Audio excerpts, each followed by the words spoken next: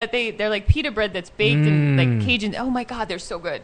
So we like them because they're close by and they're delicious. Yeah. I'm trying to think.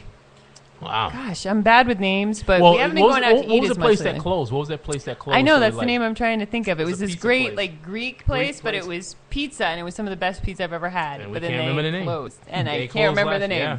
Darn it. So it's irrelevant anyway. Well, I used to love to go there, but you can't try it anymore because they're gone. Eat it. Oh, why don't we take a break here? All right. And when we come back, we'll rein it in a little bit, and we'll start talking about you guys. This water. We're going to leave here with The Abyss from Gamora. Not to be confused with Gamera, which I did for the longest time until I had this band in studio, right. and they corrected me quite harshly. Wow. So this is The Abyss. You're listening to My Night Out Radio on Rhode Island Free Radio. We'll be back in a minute.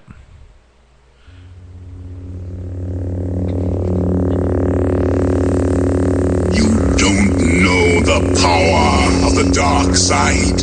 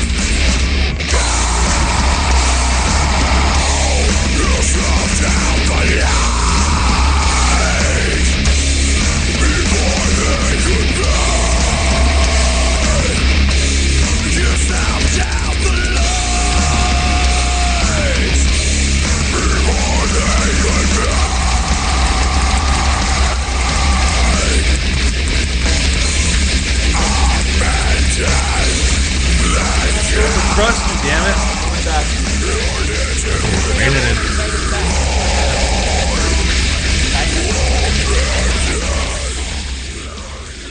That was The Abyss by Gamora. You're listening to My Night Out Radio on Rhode Island Free Radio. If you're looking up any interesting facts or you're looking up for some events coming up, definitely check out our website, mynightoutri.com.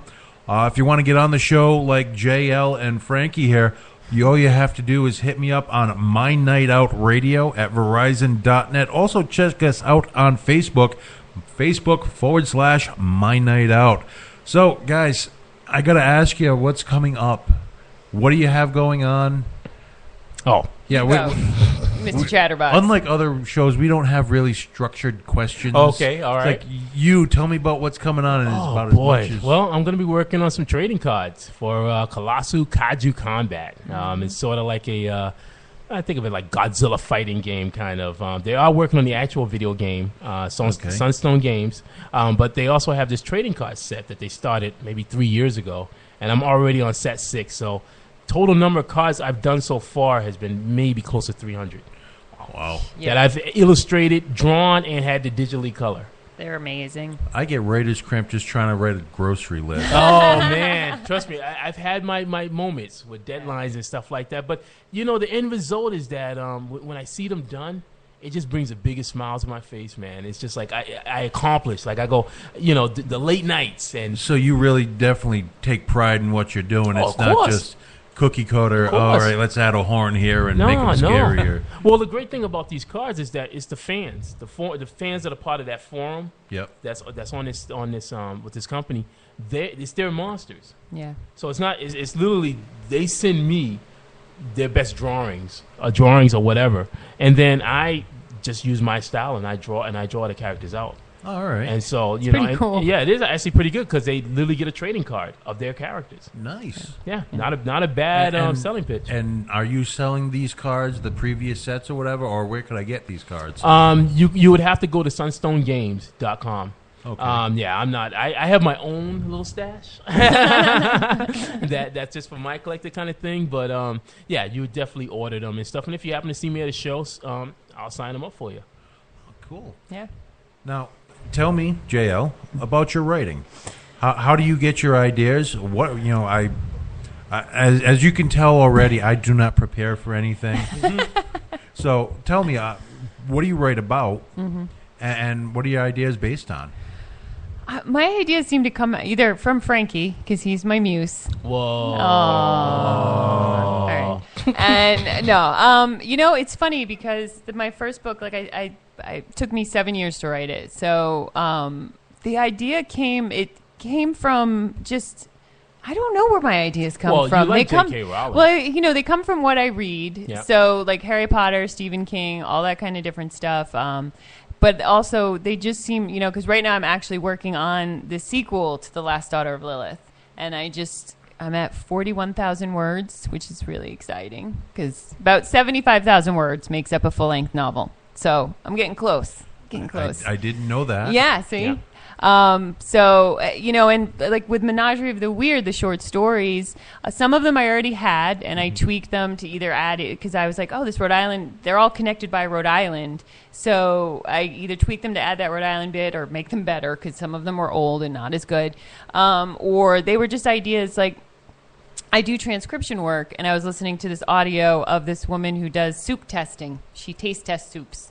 And in my mind, I was like, I could make this a really cool, like, horrific short story where she's tasting soups, and something that shouldn't be in the soups is in the soups, like Soylent Green or something. So, it's that kind of stuff, like, just every day. And I remember reading Stephen King's book on writing, and him saying the same thing. Like, he wrote The Mist. He was in a grocery store one day, and he's like, what would happen if all the power went out and monsters started coming in out of nowhere? And it's like that kind of thing. Like, you're just going about your day, and this idea pops in your head, well, what if this happened? Yeah. What if this happened? But haven't you gotten some words back from some of your friends who have been reading it, and they're shocked? They're a little surprised by some of the intensity of some of the stories, because some of the stories have some intense violence. When you let your mind run free, I find there are a lot of people around you saying, wow, I didn't know you had that in you. Exactly, yes. And I've had a couple, one of my friends she said that it was more violent than she expected. And not all the stories are violent, but it's a horror anthology. Yeah. So in horror, there's always going to be violence. There's always going to be some type of a sexual or pseudo-sexual content to it. Right. And there's always going to be at least one screaming blonde girl who bites it within the first 15 minutes. Well, I think the different thing, though, is that JL tends to make a lot of female protagonists. So that's a little twist on it, too, where the female is in some degree in a sense of stronger position. Yeah, and stuff. Right. So that's a little different. Yeah, because it's a good juxtaposition to have the screaming blonde guy. Yeah, there you go. Yeah. I mean, one of the stories in Menagerie of the Weird, it's a female serial killer basically. So it's her, luring unsuspecting men into her apartment so that she can torture and kill them. I think that's called marriage. Oh, no. Marriage is much slower and more painful. I love you, honey. Oh man. It's going to be a cold night tonight. Wow. Yeah, so I mean, my ideas come from everywhere. That one I actually wrote after I read the book of American Psycho, which I isn't love that book. surprising. Love the movie, that too. inspired me to write something fairly violent, but the book is way more violent. Well, I used to get that same thing from my mother, where she would look at me, and I when I was a kid, I drew I love monsters. Like I read Dracula, Frankenstein, loved the 1940 movies, and the Wolfman is my favorite character. And I would draw all these monsters and stuff like that. And she'd be like, "Baby, well, I mean, you're a good artist, but why don't you try to draw flowers?" I love because she told me that. And I'm like, yeah, I like flowers and I like trees and I like stuff like that, but monsters are kind of cool. And I remember talking to her, trying to explain how I could identify with monsters sometimes, where I was pretty not an overly popular kid, but I was that kid who could kind of slide in, like people would still be my friend and whatever. But but I can identify in the sense of some of the monsters where I felt sorry for them. Like Frankenstein monsters are a sad story. Yeah. Or like the Wolfman, you got this guy traumatized, like he's trying to fight this change and everything and whatever. So I could understand that, but she would just be like, "Oh, I don't know. Well, you need to go to Catholic school," and I went to Catholic school. Being the product of 12 years of Catholic schooling, I can tell you, just looking at my class and the class behind mine, I've had graduates of 12 years of Catholic school become dominatrix. So it's not always it's not always set you on that right path. I mean, right. I and Frankie still draws monsters. I still draw monsters. And I draw occasionally some flowers, but the flowers may eat you. But, hey, there you go. Well, why don't we take a break here? Because we definitely have a lot more macabre things we could talk about off the air. Why don't we leave here with a song? Keeping with the sci-fi theme, it's called Doctor Who. Yes! Nice. The name of the band is The Frenzy of Tongues, which if you ever see their live show, don't get in the front row. Okay. Chinese food goes flying everywhere. Really? Why not? They are the best live presence on a stage I've seen in a long time because they are just so animated and you really don't know what's going to come. I'll take some spare ribs. I saw the Bloodhound Gang at Lupo's once, and they threw hot dogs at us. Wow. No buns? No buns. Dun, Raw dun, dun. hot dogs. Well, you want everything now, don't you? I paid That's asking a lot. So this is The Frenzy of Tongues, Doctor Who. You're listening to My Night Out Radio on Rhode Island Free Radio. We'll be back in a minute. I will teach you the folly of your words. We destroy you and demonstrate the power of the Daleks. Exterminate, annihilate, destroy.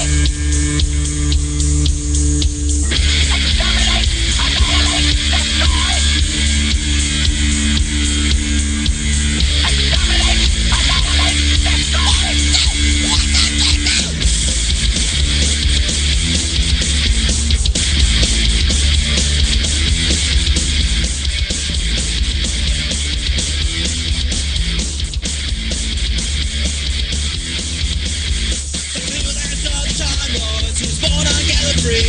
That's the mother of the time was fought across the galaxy.